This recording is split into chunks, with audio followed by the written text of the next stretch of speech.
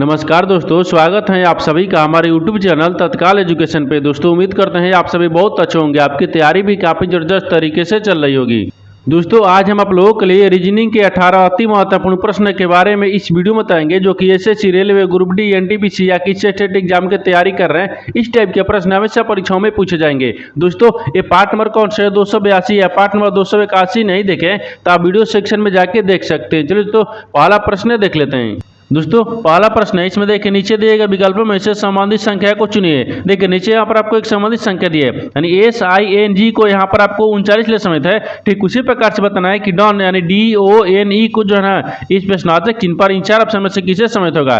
देखिए तो यहाँ पर सबसे पहले ध्यान से देखते हैं, यहाँ पर आपको क्या लिख रहे हैं, यानी SING, ठीक है, यानी सिंह को क्या लिख रहे हैं यहाँ पर 39 ले समेत है। उसी प्रकार से डॉन को रखेंगे। देखिए तो यहाँ पर 39 को देखते हैं कि यहाँ पर आपको क्या लिख रहे हैं, डॉन लिख रहे हैं। ठीक है, तो यहाँ पर आपको देखिए क्या सिंह से कैसे आपको 39 लिख रहा है, एक कैसे लिख रहा है देखिए ध्यान से। तो यहाँ पर डी देखिए, यहाँ पर क्या लिख रहा है, एस लिख रहे हैं। एस का स्थानीय मान कितना होता है, तो यहाँ पर आपको 19 पाता है। और आई का स्थानीय मान कितने पाता है, 9 पाता है। और एन का स्थानीय मान कितने पाता है, यानी यहाँ पर आप 14 पाता है। और यहाँ पर आपको जी का स्थानीय मान कितने पाता है, तो 7 पता है। इन सबको आपस में क्या करेंगे कि यहाँ पर 39 आ जाएगा। देखिए इन सबको आपस में क्या करते हैं, जोड़ते हैं। ठीक है, इन सबको आपस में क्या करेंगे, जोड़ लेंगे। जब इन सबको आपस में जोड़ लेंगे तो कितना आ जाएगा, ये आपको यहाँ पर 49 आ गया। लेकिन यहाँ पर तो आपको 39 लिख रहा है, इसका मतलब कि क्या करेंगे, यहाँ पर 10 को माइनस कर लेंगे। जब 10 को माइनस कर लेंगे तो यहाँ पर कितना आ जाएगा, 39 आ गया, जो कि यहाँ पर 39 ले समझ दिया है। उसी प्रकार से क्या करेंगे, डॉन को भी रखेंगे। देखिए कैसे करेंगे, तो यहाँ पर आपको डी का स्थानीय मान कितने पाता है, 4 पाता है। ठीक है,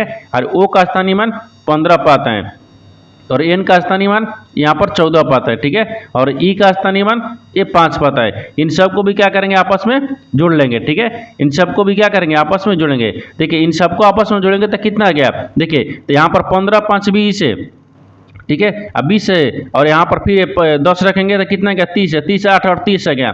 इनको जोड़ने पर कितना गया, 38 आ गया। तो 38 में क्या करेंगे, 10 को माइनस कर लेंगे। जब 38 में 10 को माइनस करेंगे तो यहाँ पर कितना देगा, ये 28 आ गया। कितना गया, यहाँ पर आपको 28 आ जाएगा। यानी इस प्रश्नार्थक चिन्ह पर कौन सी संख्या भरा जाएगा, यहाँ पर आपको 28 हो जाएगा। 28 को देखते हैं किस ऑप्शन में दिख रहा है, तो ऑप्शन नंबर ए में दिख रहा है, यानी ऑप्शन नंबर ए आपका सही हो जाएगा। दोस्तों मैं उम्मीद करता हूँ इस प्रश्न को भी आप अच्छी तरह से समझ पाएंगे। नेक्स्ट प्रश्न देख लेते हैं।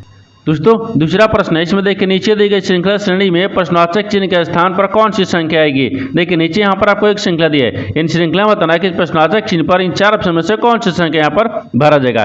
देखिए तो यहाँ पर सबसे पहले ध्यान से देखते हैं कि श्रृंखला किस प्रकार से चल रहा है। ठीक है, देखिए यहाँ पर क्या हो रहा है, 46 लेके हो रहा है, 127 हो रहा है। 127 ले यहाँ पर 202 हो रहा है, 202 से यहाँ पर 271 हो रहा है, 271 से 334 हो रहा है, और 334 ले आपको अगला संख्या को ज्ञात करना है। देखिए इन श्रृंखला को ध्यान से देखने के बाद में हमको क्या दिख रहा है, हमको यही दिख रहा है कि देखिए यहाँ पर 46 लेकर 127 हो रहा है। तो 46 में क्या करते हैं, जब 46 में यहाँ पर 81 को जोड़ देंगे तो कितना गया, 127 आ जाएगा। और 127 लेकर लिख रहे 202 लिख रहे हैं, तो 127 में क्या करेंगे, यहाँ पर 75 को माइनस कर देंगे, कितना आ जाएगा, यहाँ पर आपको 202 आ गया। और 202 से क्या लिख रहे हैं, 271 लिख रहे हैं। तो 202 में क्या करते हैं कि यहाँ पर आपको 69 को जोड़ देंगे, कितना आ जाएगा, 271 आ जाएगा। तो 271 से क्या लिख रहे हैं, 334 लिख रहे हैं। तो 271 में यहाँ पर 63 को जोड़ देंगे तो कितना गया, 334 आ जाएगा। और 334 में कौन सी संख्या को जोड़ेंगे, जो अगला संख्या ज्ञात होगा। उससे पहले एक बार नीचे ध्यान से देखिए, यहाँ पर फिर क्या करेंगे, 81 से क्या लिख रहे हैं, 75 हो रहा है। तो 81 में क्या करते हैं, 6 को माइनस कर देंगे, 75 आ गया। और 75 से क्या लिख रहे हैं, 69 लिख रहा है। तो 75 में भी यहाँ पर 6 को माइनस करेंगे, 69 आ गया। 69 से क्या लिख रहे हैं, 63 लिख रहे हैं। 69 में भी यहाँ पर 6 को माइनस करेंगे तो 63 आ गया। तो 63 में भी क्या करते हैं, -1 यानी 6 करेंगे। ठीक है, तो माइनस जब 6 करेंगे तो यहाँ पर कितना देगा, ये 57 आ गया। कितना गया, 57 आ गया। अब 57 आ गया तो 57 को 334 में जोड़ेंगे। जब 57 को 334 में जोड़ लेंगे तो यहाँ पर कितना देगा, ये आपको यानी 391 आ जाएगा। कितना का यहाँ पर आपको 391 आ जाएगा। यानी इस प्रश्नार्थक जिन पर कौन सी संख्या भरा जाएगा, 391 हो जाएगा। तो 391 को देखते हैं किस ऑप्शन में दिख रहा है, ऑप्शन नंबर आपको सी में दिया है, ऑप्शन नंबर सी आपका सही हो जाएगा। दोस्तों मैं उम्मीद करता हूँ इस प्रश्न को भी आप अच्छी तरह से समझ पाएंगे। नेक्स्ट प्रश्न देख लेते हैं। दोस्तों तीसरा प्रश्न है, इसमें देखिए अंग्रेजी वर्णमाला श्रृंखला के दाएं छोर से 16वें अक्षर के दाएं चौथे अक्षर कौन सा है। देखिए यहाँ पर सबसे पहले प्रश्न समझ से बोल कर है, यहाँ पर क्या बोल रहा है कि एक अंग्रेजी वर्णमाला दी है, ठीक है, उस श्रृंखला के दाएं छोर से यहाँ पर एक देखिए एक अंग्रेजी वर्णमाला दी है जिसमें यहाँ पर दाहिने छोर से क्या बोल रहा है 16वें अक्षर के दाहिने क्या बोल रहे हैं चौथा अक्षर कौन सा होगा, आपको इसी को बताना है, ठीक है। देखिए तो यहाँ पर क्या करिएगा, वीडियो को रोक कर खुद अपने आप से बनाने का कोशिश करिएगा और 18 प्रश्न में से अपने कितने प्रश्न सही किए वीडियो को लास्ट में कमेंट में जरूर बताइएगा। और इस चैनल पर पहली बार आए तो चैनल को सब्सक्राइब कर बेल आइकन घंटी को प्रेस जरूर कर लीजिए क्योंकि सबसे पहले इस तरह क्लास आपको मिलता रहे। देखिए तो यहाँ पर बोल रहा है ना कि अंग्रेजी वर्णमाला श्रृंखला के दाएं छोर से 16वें अक्षर के दाएं चौथा अक्षर कौन सा होगा। देखिए तो यहाँ पर आपको एक अंग्रेजी वर्णमाला दिया है जिसमें यहाँ पर क्या बोल रहा है दाहिने से क्या बोल रहा है 16वां अक्षर, तो एक क्या होता है बाएं होता है, ठीक है, और इधर से क्या होता है ये दाहिने होता है, ये दाहिने होता है, ठीक है, दाहिने से 16वां अक्षर पूछ रहा है, ठीक है। देखिए दाहिने छोर से क्या बोल रहा है 16वां अक्षर, तो 1 2 3 4 5 6 7 8 9 10 11 12 13 14 15 16 यहाँ पर क्या दिख रहा है 16वां अक्षर दिख रहा है, किया गया 16वां अक्षर दाहिने से किया गया, ठीक है, किया गया। आपको फिर उसके बाद में क्या बोल रहा है कि देखिए अक्षर के दाएं बोल रहा है ना, फिर 16वें अक्षर के दाहिने यानी चौथा अक्षर कौन सा होगा, तो 16वां का अब दाहिने चलेंगे, ठीक है। देखिए तो चौथा चलेंगे तो 1 2 3 4, तो यहाँ पर क्या गया चौथा अक्षर कौन सा दिख रहा है, तो चौथा अक्षर आपको ओ दिख रहा है, क्या दिख रहा है ओ दिख रहा है, तो यहाँ पर क्या हो जाएगा ओ हो जाएगा। तो ओ को देखते हैं किस ऑप्शन में दिख रहा है, यानी ऑप्शन नंबर आपको सी में दिख रहा है, ऑप्शन नंबर सी आपका सही हो जाएगा। दोस्तों मैं उम्मीद करता हूँ इस प्रश्न को भी आप अच्छी तरह से समझ पाएंगे। नेक्स्ट प्रश्न देख लेते हैं। दोस्तों 4 नंबर प्रश्न है, इसमें देखिए एक निश्चित कोड भाषा में यानी RAT को यहाँ पर क्या लिख रहे हैं अदरेट हच एंड लिखा जाता है, तो यहाँ पर टाटा को लिए कोड क्या होगा। देखिए यहाँ पर सबसे पहले प्रश्न समझ से बोल कर है, यहाँ पर क्या बोल रहा है एक निश्चित कोड भाषा दी है जिसमें यहाँ पर क्या लिखे कि रैट लिख रहे हैं, रैट को यहाँ पर क्या लिख रहे हैं अदरेट हच एंड लिखा जाता है। उसी कोड भाषा में आपको बताना है कि टाटा को कैसे कोड लिखा जाएगा। तो सबसे पहले देखते हैं कि रैट को लिख क्या रहा है, ठीक है, RAT लिखा है, ठीक है, राइट को यहाँ पर देखिए क्या लिख रहे हैं तो अदरेट लिख रहे हैं, ठीक है, ये अदरेट दिया है, फिर इसके बाद में हच दिया है, फिर इसके बाद में एंड दिया है, ठीक है, एंड हो गया। लेकिन आपको उसी प्रकार से बताना है कि टाटा को कैसे लिखा जाएगा, ठीक है।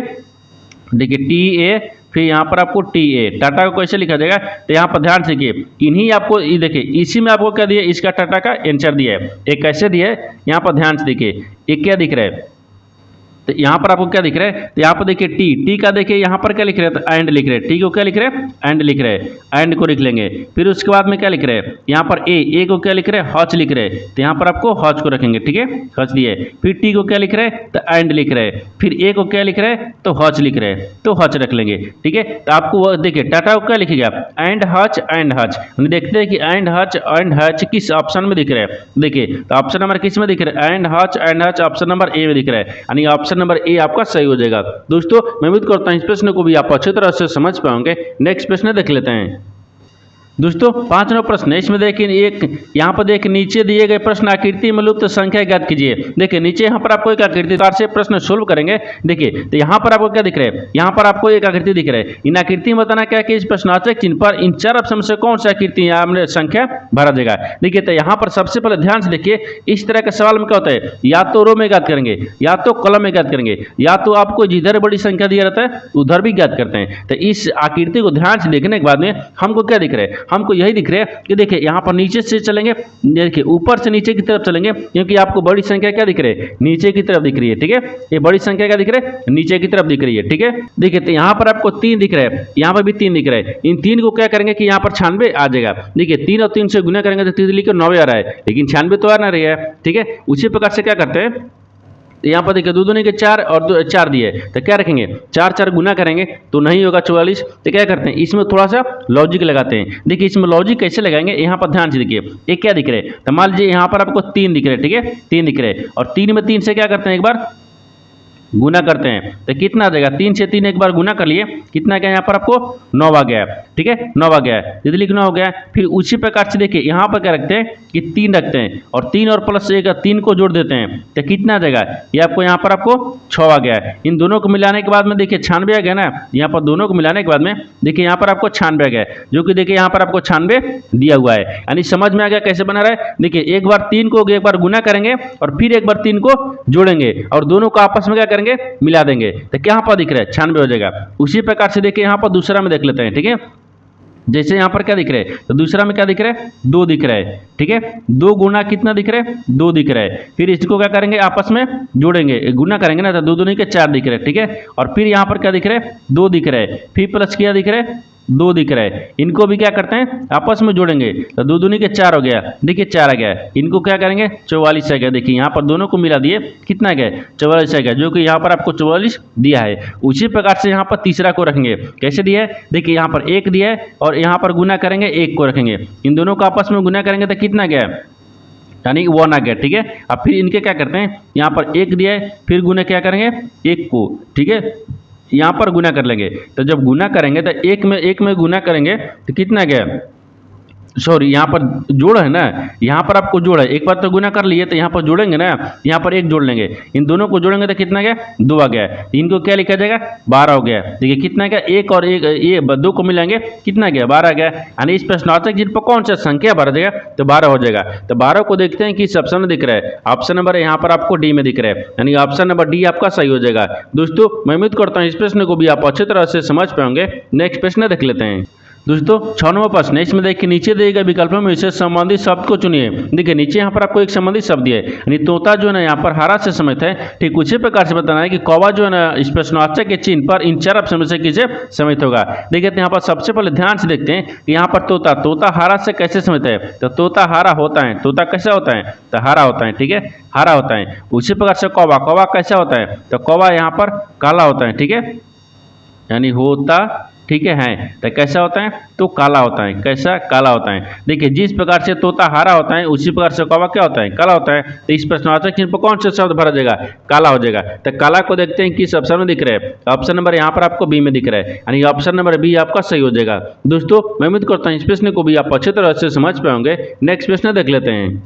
दोस्तों 7 नंबर प्रश्न है, इसमें देखिए एक महिला की ओर इशारा करते हुए अंकुर कहता है वह मेरी पत्नी के भाई के माँ की माँ है। तो उस महिला का अंकुर की पत्नी के साथ क्या संबंध है। देखिए यहाँ पर सबसे पहले प्रश्न समझ से बोल कर, ठीक है। देखिए यहाँ पर क्या बोल रहा है कि एक महिला, देखिए एक महिला को इशारा करते हुए अंकुर ने कहा। तो मान लीजिए यहाँ पर क्या कहते हैं अंकुर को रख लेते हैं। देखिए यहाँ पर मान लीजिए अंकुर को रखते हैं ना, हम अंकुर को हो गया, ठीक है। देखिए यहाँ पर अंकुर हो गया, जो अंकुर है बोल रहा है ना कि देखिए एक महिला को इशारा करते हुए अंकुर ने कहा। तो मान लीजिए यहाँ पर क्या रखते हैं महिला को रखते हैं, महिला, ठीक है, ये महिला हो गया, यहाँ तक ठीक रहे, ये महिला हो गया। ये जो देखिए एक महिला को इशारा करते हुए अंकुर ने कहा, ठीक है, अंकुर ने कहा तो वह क्या कहा, देखिए यहाँ पर वो मेरी पत्नी के भाई, तो इसकी पत्नी, तो अंकुर के यहाँ पर पत्नी को रखते हैं, ठीक है। तो अंकुर के ये पत्नी, अंकुर के पत्नी के यहाँ पर भाई, तो अंकुर के पत्नी के यहाँ पर भाई हो गया, ठीक है, भाई हो गया। अंकुर के पत्नी के भाई के क्या दिख रहे, देखिए भोग है ना, भाई की माँ, तो भाई की माँ तो यहाँ पर माँ को रखेंगे, ठीक है, भाई की माँ हो गया है। और माँ की माँ है, माँ की क्या है माँ है, ठीक है, माँ है, तो माँ आपको देखिए यहाँ पर माँ हो गया है यहाँ पर, ठीक है। तो बोल रहा है कि उस महिला का अंकुर की पत्नी के साथ क्या संबंध है। उस जो इस महिला है ना, महिला वो अंकुर की पत्नी के साथ, तो अंकुर के पत्नी के साथ एक कैसे संबंध है आपको इसी को बताना है, ठीक है। देखिए तो यहाँ पर सबसे पहले क्या करते हैं, एक बार डायग्राम को ध्यान से देखिए और यहाँ पर आपको एक बार प्रश्न फिर से समझिए, ठीक है। देखिए बोल रहा है कि एक महिला को इशारा करते हुए अंकुर ने कहा, ये अंकुर हो गया। एक महिला को इशारा करते हुए कहता है कि देखिए वह मेरी पत्नी के भाई, देखिए इसकी पत्नी, तो अंकुर की पत्नी हो गई, पत्नी का क्या दिख रहा है भाई दिख रहा है, इसकी भाई का क्या हो गया ये माँ हो गया, तो माँ की इसकी माँ हो गई, ये जो महिला है माँ की माँ हो गई। तो क्या देखिए देखिए जो इसकी अंकुर की पत्नी है, पत्नी का ये जो है ना इस महिला से क्या संबंध है तो नानी से, कैसे संबंध है तो नानी से। एक कैसे नानी हो गई, देखिए यहाँ पर आपको देखिए इसकी पत्नी के भाई, तो इसकी पत्नी के भाई तो इसकी माँ हो गई। देखिए ये आपस में क्या दिख रहे हैं दोनों भाई बहन हो गया। जब इसकी माँ हो गई, इसकी माँ की माँ क्या लगेगी नानी, माने मेरी माँ की माँ क्या लगी नानी नहीं लगी, यहाँ पर नानी हो जाएगा। तो नानी को देखते हैं किस ऑप्शन में दिख रहे हैं, तो ग्रैंड यहाँ पर क्या दिख रहे हैं ग्रैंड ऑन्ट दिया है, ठीक है, ठीक है। तो यहाँ पर ऑप्शन नंबर बी सही हो जाएगा, ग्रैंड मदर हो गया, यानी ऑप्शन नंबर बी सही हो जाएगा। दोस्तों मैं उम्मीद करता हूँ इस प्रश्न को भी आप अच्छी तरह से समझ पाएंगे। नेक्स्ट प्रश्न देख लेते हैं। दोस्तों 8 नंबर प्रश्न है, इसमें देखिए उच्च व्यंजन आरेख का चयन करें जो दिए गए वर्गों के बीच संबंध को सर्वोत्तम रूप से दर्शाता है। देखिए नीचे यहाँ पर आपको 3 शब्द दिए हैं, इन तीनों शब्द को बताना कि आपस में कैसे संबंधित है और इन 4 वेन डायग्राम में से कौन सा वेन डायग्राम बनेगा। देखिए यहाँ पर सबसे पहले ध्यान से देखते हैं कि तीनों शब्दों से कॉमन कौन सा मिल रहा है। ठीक है, देखिए यहाँ पर आपको दिए पोशाक दिए, साड़ी दिए और शर्ट दिए, इन तीनों शब्द में से कौन सा आपको एक कॉमन मिल रहा है। तो सबसे कॉमन देखिए यहाँ पर पोशाक मिल रहा है। क्या मिल रहा है यहाँ पर आपको? पोशाक दिया है। ठीक है, ये पोशाक हो गया। सबसे कॉमन क्या दिख रहे हैं? पोशाक दिख रहे हैं। पोशाक के अंदर में ही साड़ी भी आते हैं और पोशाक के अंदर में शर्ट भी आते हैं। देखिए यहाँ पर पोशाक हो गया, पोशाक के अंदर में साड़ी और शर्ट दोनों आते हैं। एक क्या दिख रहा है? शर्ट हो गया। एक क्या दिख रहा है? साड़ी दिख रहा है। ठीक है, साड़ी हो गया। तो ये आपस में क्या दिख रहा है? देखिए सबसे कॉमन पोशाक के अंदर में साड़ी, साड़ी और ठीक पोशाक के अंदर में शर्ट भी आता है, यानी इस तरह का वेन डायग्राम बनेगा। इस तरह का वेन डायग्राम देखते हैं किस ऑप्शन में बन रहा है, यानी ऑप्शन नंबर तीसरा बन रहा है। ऑप्शन नंबर तीसरा आपका सही हो जाएगा। दोस्तों मैं उम्मीद करता हूं इस प्रश्न को भी आप अच्छे तरह से समझ पाएंगे। नेक्स्ट प्रश्न देख लेते हैं। दोस्तों 9 नंबर प्रश्न है, इसमें देखिए आर दाएं छोर से दूसरे स्थान पर तो है। तो यहाँ पर बोल रहा है कि एस बाएं छोर से दूसरे स्थान पर है और क्यू और आर, देखिए क्यू जो है आर और एस का पड़ोसी है, तो पंक्ति में कितने व्यक्ति हैं। देखिए यहाँ पर सबसे पहले प्रश्न समझिए से बोल कर है। ठीक है, देखिए यहाँ पर क्या बोल रहा है, यहाँ पर आपको क्या दिए, ये बोल रहा है कि आर जो है ना दाएं छोर से यानी दूसरे स्थान पर है। तो मान लीजिए यहाँ पर क्या रखते हैं, इधर रख लेते हैं। ठीक है, देखिए 1 हो गया, ये 2 हो गया, ये 3 हो गया, ये 4 हो गया, ये 5 हो गया। जिसे यहाँ पर 5 को रखते हैं। ठीक है, ये 5 को रख लिए। अब आगे देखिए इसमें क्या बोल रहा है, देखिए आर जो है ना वो दाहिने छोर से दूसरे स्थान पर है। तो मान लीजिए यहाँ पर आर क्या है, दाहिने छोर से दूसरे स्थान पर, ये दाहिने दिख रहे हैं। ठीक है, ये दाएं हो गया, दाएं से दूसरे स्थान पर, ये क्या दिख रहे हैं, बाएं दिख रहे हैं। ठीक है, बाएं हो गया। आगे बोल रहा है कि एस जो है ना वो बाएं छोर से दूसरे स्थान पर है, लेकिन एस भी जो है वो बाएं से दूसरे स्थान पर है, तो बाएं से दूसरे स्थान पर रख लिए। आगे बोल रहा है कि जो क्यू है ना, क्यू आर और एस का पड़ोसी है। तो क्यू है, तो यहाँ पर क्यू है, क्यू जो है ना वो आर और एस का पड़ोसी है। आर और एस का क्या है, पड़ोसी है। ठीक है, पड़ोसी हो गया। तो आगे क्या बोल रहा है, आगे बोल रहा है पंक्ति में यानी कितने व्यक्ति हैं। तो पंक्ति में कितने व्यक्ति दिख रहे हैं, तो 5 को व्यक्ति है, क्योंकि देखिए यहाँ पर 1 2 3 4 5 व्यक्ति है ना, यानी इस पंक्ति में कितने व्यक्ति हैं, तो 5 को व्यक्ति है। ठीक है, तो 5 को व्यक्ति है। तो 5 को देखते हैं किस ऑप्शन में दिख रहे हैं। ऑप्शन नंबर आपको यहाँ पर बी में दिख रहा है, ऑप्शन नंबर बी आपका सही हो जाएगा। दोस्तों मैं उम्मीद करता हूँ इस प्रश्न को भी आप अच्छी तरह से समझ पाएंगे। नेक्स्ट प्रश्न देख लेते हैं।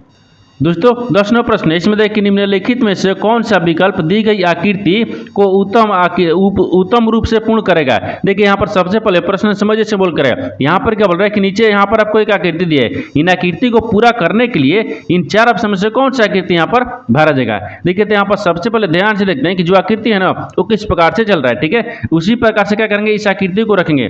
यहाँ पर आपको ध्यान से देखिए, इसको ऐसे रखेंगे। ठीक है, ये तो ठीक है, लेकिन देखिए इसको ऐसे कर रहा है तो हम भी क्या करेंगे, ऐसे रख लेंगे। ठीक है, तो यहाँ पर क्या दिखेंगे, इसको ऐसे पूरा कर लेंगे। फिर देखिए इसको भी क्या करते हैं, ऐसे पूरा करा लेंगे। फिर ठीक है, देखिए यहाँ पर भी रखेंगे और यहाँ पर भी रखेंगे। इस प्रकार से हो गया। देखिए इस आकृति जो ना, इस तरह का आकृति, इस जो आकृति है ना, ये आकृति को पूर्ण करेगा यानी पूरा कर लेगा। तो इस तरह का आकृति को देखते हैं किस ऑप्शन में दिख रहा है। देखिए ए में दिख रहा है, नहीं दिख रहा है, बी में दिख रहा है, नहीं दिख रहा है, सी में दिख रहा है, हाँ सी में दिख रहा है, और डी में दिख रहा है, नहीं दिख रहा है, यानी ऑप्शन नंबर सी में दिख रहा है। तो ऑप्शन नंबर डी आपका सही हो जाएगा। दोस्तों मैं उम्मीद करता हूं इस प्रश्न को भी आप अच्छे तरह से समझ पाएंगे। नेक्स्ट प्रश्न देख लेते हैं। दोस्तों 11वां प्रश्न है, इसमें देखिए विनीत उत्तर की ओर 3 किलोमीटर चलता है और उस दिशा में 4 किलोमीटर चलने के लिए दाएं मुड़ता है, और यहाँ बोल रहा है कि वह पूर्व दिशा में 5 किलोमीटर चलने से पहले दक्षिण दिशा की ओर 3 किलोमीटर चला है। तो वह देखिए वह प्रारंभिक बिंदु से कितनी दूर है। देखिए यहाँ पर सबसे पहले प्रश्न समझिए से बोल कर, ठीक है। देखिए यहाँ पर क्या बोल रहा है, बोल रहा है कि एक विनीत है। ठीक है, जो विनीत है ना, विनीत उत्तर की ओर कितना 3 किलोमीटर चलता है। तो सबसे पहले एक डायग्राम को बना लेते हैं। ठीक है, जैसे यहाँ पर देखिए एक डायग्राम होता है, ये क्या होता है, ये पूर्व होता है, ये क्या होता है, पश्चिम होता है, ऊपर में क्या होता है, उत्तर होता है, नीचे क्या होता है, दक्षिण होता है। ठीक है, ये डायग्राम को बना दिए। बोल रहा है कि जो विनीत है ना वो उत्तर की तरफ कितना चलता है, 3 किलोमीटर चलता है। तो सबसे पहले यहाँ पर रखते हैं, देखिए यहाँ पर रखेंगे। ठीक है, ये क्या दिख रहा है, प्रारंभिक है, ये विनीत है, विनीत उत्तर की तरफ 3 किलोमीटर चलता है, उत्तर ऊपर की तरफ है, ठीक है, ये 3 किलोमीटर चल दिए। आगे क्या बोल रहा है, और उस दिशा में 4 किलोमीटर चलने के लिए दाएं मुड़ता है, यानी उस दिशा में दाहिने चलने के लिए तो 4 किलोमीटर चलते हैं, देखिए दाहिने मुड़ते हैं और 4 किलोमीटर चलता है, ठीक है, 4 किलोमीटर चलते हैं। और बोल रहा है कि वह पूर्व दिशा में 5 किलोमीटर चलने से पहले दक्षिण दिशा में 3 किलोमीटर चला था। जो पूर्व से चलने से पहले का क्या है ना, वो 3 किलोमीटर किधर चला, दाहिने की तरफ चला, ठीक है। तो यहाँ से दाहिने की तरफ मिलेंगे, कितना चलेंगे, 3 किलोमीटर चलेंगे, ठीक है, 3 किलोमीटर चलेंगे। और बोल रहा है कि जो पूर्व चलने से पहले, तो पूर्व चलने से पहले 3 किलोमीटर चल दिए, अब क्या करेंगे, इसको पूर्व चलेंगे, तो पूर्व कितना चलाना है, तो 5 किलोमीटर चलाना है, ठीक है, ये 5 किलोमीटर चलेंगे, ठीक है, चलेंगे। अब बोल रहा है कि वो जो प्रारंभिक बिंदु है ना, प्रारंभिक बिंदु से कितनी दूर है पाए, ठीक है, देखिए तो ये प्रारंभिक बिंदु से कितनी दूर है, तो अंतिम दिख रहा है, ये अंतिम है, तो कितने दूर है, देखिए तो यहाँ पर आपको दूरी बताना है, तो दूरी को कैसे बताएंगे, देखिए ध्यान से, इसमें क्या दिख रहा है, देखिए यहाँ पर आपको इसको यहाँ पर और इसको यहाँ दिख रहा है, ठीक है, देखिए ये कितना आ गया, क्योंकि ये 4 किलोमीटर है, ये भी 4 किलोमीटर दूरी हो गया, ठीक है, और ये टोटल कितना दिख रहा है, ये तो 5 है, तो इन दोनों को आपस में जोड़ लेंगे, देखिए ये 4 दिख रहा है, फिर प्लस में यहाँ पर 5 हो गया, इन दोनों को जोड़ेंगे तो कितना गया, 9 किलोमीटर। यानी इस देखिए जो प्रारंभिक बिंदु है और अंतिम बिंदु तक एक कुल कितने दूरी को है, तो यहाँ पर 9 किलोमीटर है। तो 9 किलोमीटर देखते हैं किस ऑप्शन में दिख रहा है, तो ऑप्शन नंबर आपको सी में दिख रहा है, यानी ऑप्शन नंबर सी आपका सही हो जाएगा। दोस्तों मैं उम्मीद करता हूँ इस प्रश्न को भी आप अच्छी तरह से समझ पाएंगे। नेक्स्ट प्रश्न देख लेते हैं। दोस्तों 12वां प्रश्न है, इसमें देखिए यदि आर का अर्थ यहाँ पर ए, देखिए अर्थ का अर्थ क्या बोल रहा है, यानी जोड़ा जाएगा, ठीक है, जोड़ा गया है। उसी प्रकार से देखिए क्यू, क्यू का अर्थ क्या बोल रहा है, क्यू का अर्थ से क्या है, गुणा है, एस का अर्थ से घट गया है, घटाया, और पी का अर्थ क्या बोल रहा है, यहाँ पर विभाजित बोल रहा है। तो यहाँ पर आपको एक समीकरण दे, इनको सोल्व करना है। देखिए यहाँ पर सबसे पहले प्रश्न समझ जिसमें बोल कर है, यहाँ पर क्या बोल रहा है कि नीचे यहाँ पर आपको एक समीकरण दिया है, ठीक है, इन समीकरणों को चिन्ह बदलने के बाद में इस प्रश्नार्थक के चिन्ह पर इन 4 ऑप्शन में से कौन सा यहाँ पर संख्या भरा जाएगा। देखिए तो यहाँ पर सबसे पहले ध्यान से देखते हैं, ये जो आपको समीकरण है ना, समीकरण को चिन्ह को बदलते हैं, ठीक है। जैसे यहाँ पर देखिए ये आर का अर्थ क्या होता है, आर का अर्थ है यानी में जुड़ा जाए, यानी आर का अर्थ क्या हो गया, जोड़ा जाए, तो यहाँ पर जोड़ हो गया।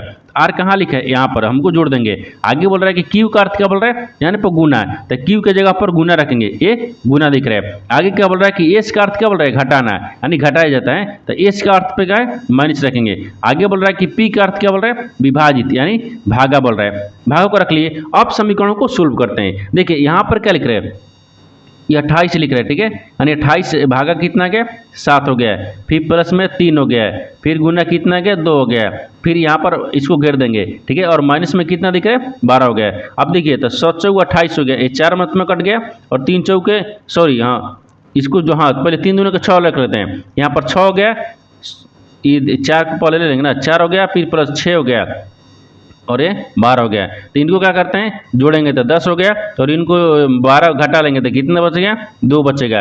यहाँ पर कितना गया, 2 आ गया। तो 2 को देखते हैं किस ऑप्शन में दिख रहे हैं, ऑप्शन नंबर यहाँ पर आपको बी में हो जाएगा, ऑप्शन नंबर बी आपका सही हो जाएगा। दोस्तों मैं उम्मीद करता हूँ इस प्रश्न को भी आप अच्छी तरह से समझ पाएंगे। नेक्स्ट प्रश्न देख लेते हैं।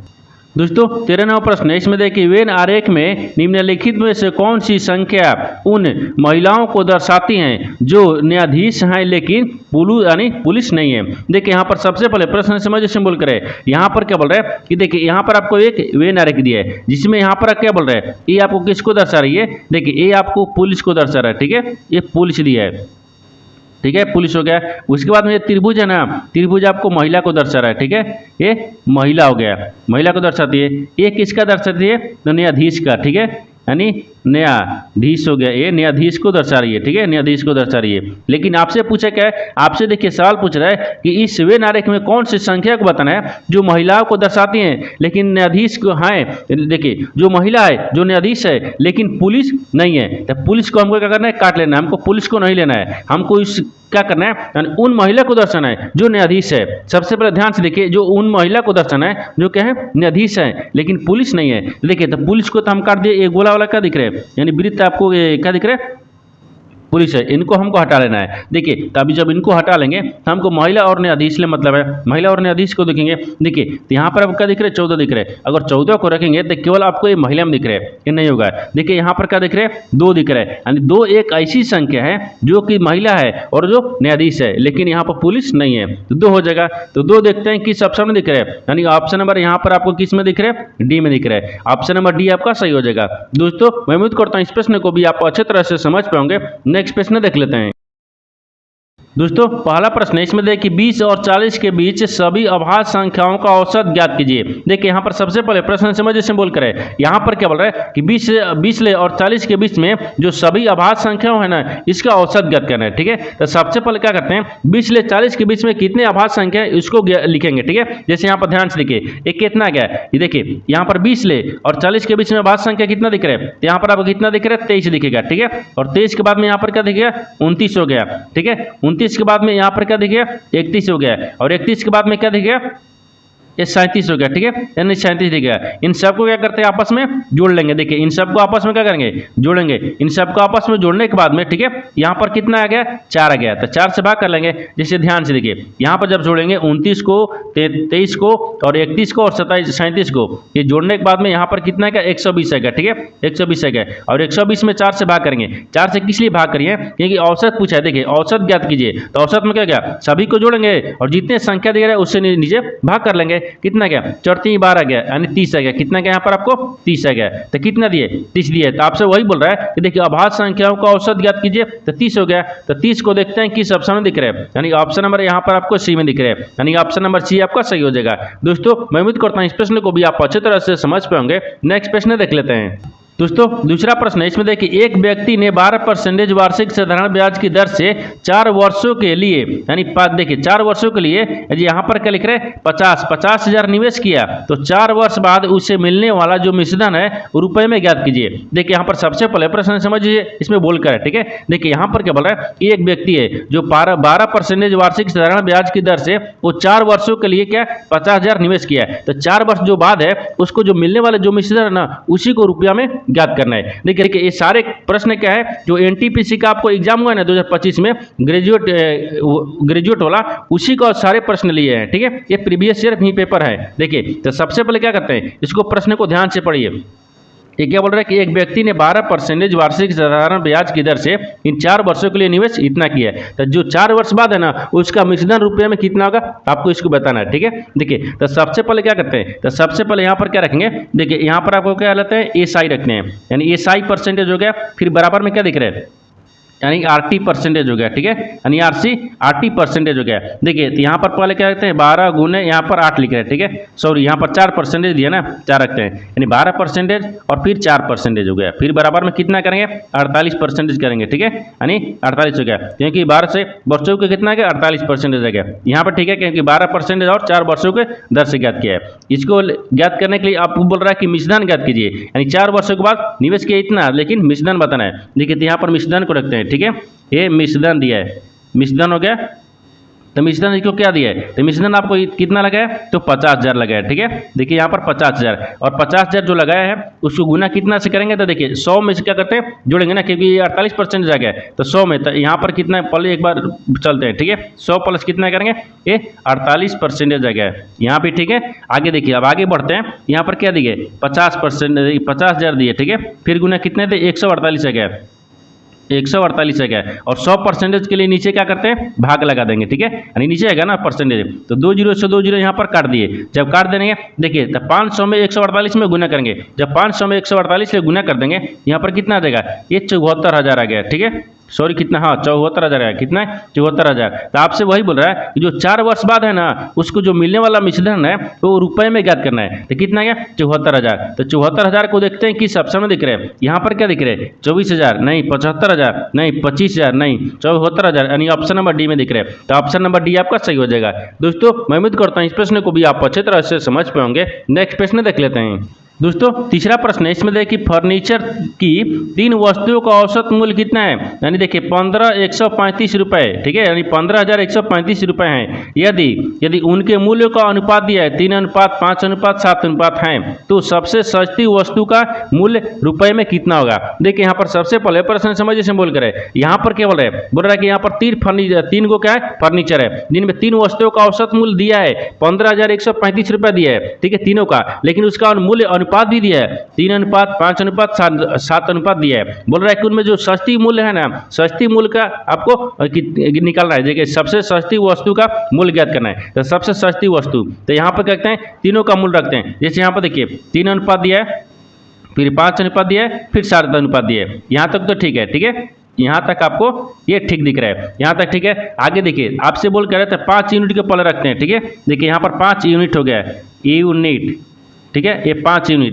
यूनिट बराबर कितना दिया, तो 15,000, ठीक है, 15,135 दिया, ठीक है, 15,135 दिया है। 5 यूनिट को रख लिए 15,135 यूनिट। अब बोल रहा है कि 1 यूनिट बराबर क्या होगा, 1 यूनिट को रखते हैं, ठीक है, 1 यूनिट बराबर क्या होगा, 1 यूनिट को यहाँ पर 15,000, ठीक है, 135 को रखेंगे और 5 को क्या करते हैं, 5 को यहाँ पर भाग कर देंगे। जब इनको भाग कर लेंगे तो कितना बचेगा, तो 1 यूनिट का मान कितना गया, यानी 30 यहाँ पर 27 है गया, ठीक है, ये 30-27 है गया, या 30-27 क्या 1 यूनिट का गया। तो आपसे पूछा क्या सबसे सस्ती वस्तु का, तो सबसे सस्ती वस्तु इसमें क्या दिख रहा है, देखिए ये आपको 3 दिख रहा है, 3 सबसे सस्ती वस्तु है ना, क्योंकि 3 दिख रहा है, 3 अनुपात दिया है, तो क्या दिख रहा है, तो यहाँ पर सस्ती यहाँ पर लिख भी देते हैं, देखिए सस्ती, ठीक है, यानी सस्ती वस्तु, यानी सस्ती वस्तु दिख रहा है। तो सस्ती वस्तु का मूल्य का यहाँ पर मूल्य, ठीक है, मूल्य हो गया। सस्ती वस्तु का मूल्य कितना दिख रहा है, 3 दिख रहा है, यानी 3 यूनिट मान लीजिए, लिखिए ना, हाँ 3 यूनिट हो गया, 3 यूनिट हो गया। तो आप देखिए 3 का तो 3 रखेंगे,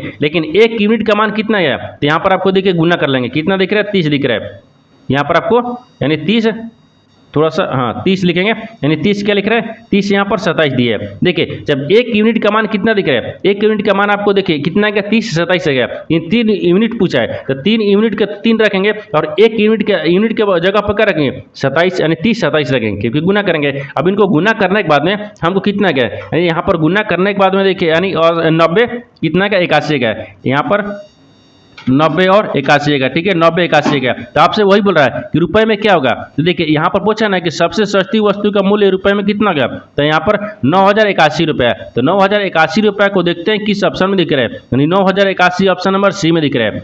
ऑप्शन नंबर सी आपका सही हो जाएगा। दोस्तों मैं उम्मीद करता हूँ इस प्रश्न को भी आप अच्छी तरह से समझ पे होंगे। नेक्स्ट प्रश्न देख लेते हैं। दोस्तों 4 नंबर प्रश्न है, इसमें देखिए 34 पुस्तकों का विक्रय मूल्य 17 पुस्तकों के विक्रय मूल्य के बराबर हैं, तो यहाँ बताना है कि हानि अथवा लाभ प्रतिशत ज्ञात कीजिए। देखिए यहाँ पर सबसे पहले प्रश्न समझिए से बोल करें, यहाँ पर क्या बोल रहा है कि देखिए यहाँ पर 34 पुस्तकों का विक्रय मूल्य और 17 वस्तुओं का क्रय मूल्य, इन दोनों क्या है, बराबर है। तो हानि प्रतिशत होगा या लाभ प्रतिशत होगा, आपको इसी को बताना है। तो सबसे पहले क्या करते हैं, सबसे पहले देखिए यहाँ पर होता क्या है, तो देखिए प्रश्न से यहाँ पर क्या लिख रहे हैं, देखिए 34 क्या लिख रहा है, एसपी लिख रहे हैं, यहाँ पर एसपी लिखेंगे, फिर बराबर में क्या करना है, हमको 17 लिख रहे हैं, ठीक है, 17 यहाँ पर क्या दिया, यानी सीपी दिया है। देखिए ये आपको विक्रय मूल्य दिया तो एसपी हो गया, और जब क्रय मूल्य दिया तो सीपी हो गया, यहाँ पर ठीक है, यहाँ तक ठीक है। आगे देखिए इनको क्या करते हैं, तो इसको ऐसे बनाते हैं, यहाँ पर एसपी लिखेंगे और बाटा में क्या करते हैं, सीपी रख लेंगे। तो एसपी कितना दिया है, यहाँ पर 17 गया, क्योंकि इसको तीसरा रखेंगे ना। देखिए और यहाँ पर क्या दिख रहा है आपको, यहाँ पर आपको 34 दिख गया, क्या दिख रहा है, यहाँ पर 34 दिख रहा है, ठीक है, बाटा में हो गया। अब 17 दूनी की 34 हो गया, यानी 1 बाटा में कितना गया, 2 आ गया।